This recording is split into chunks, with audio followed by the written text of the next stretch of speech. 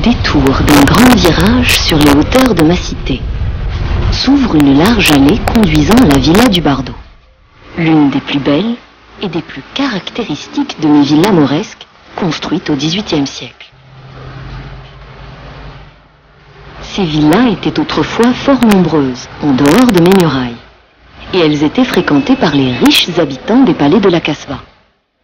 À l'instar de mes palais, elles ont reçu une décoration parfois exubérante, ornée principalement de carreaux de faïence italienne ou hollandaise.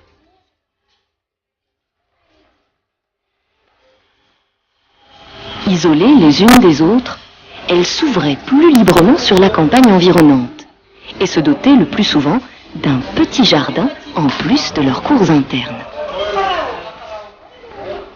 Le nom de Bardo provient sans doute de la déformation du nom espagnol Prado. De la cour de marbre se trouve un bassin de marbre de Carrare. C'était le bassin des femmes, leur lieu de prédilection où elles goûtaient au charme du bavardage et scellaient le secret de leur confidence.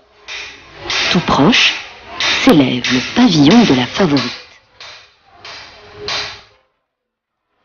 L'intérieur recélait de magnifiques décorations, meubles de style oriental somptueux, enrichis d'or et de nacre, étoffes, tapis, broderies. Si le premier propriétaire de la villa du Bardo demeure inconnu, lors du débarquement français, elle appartient encore à Sid Ben Hadj Omar. Par la suite, elle est occupée par plusieurs familles et personnages. Acquise par la France en 1926, elle est transformée en musée de préhistoire et d'ethnographie africaine, puis en 1962, en musée national du Bardo.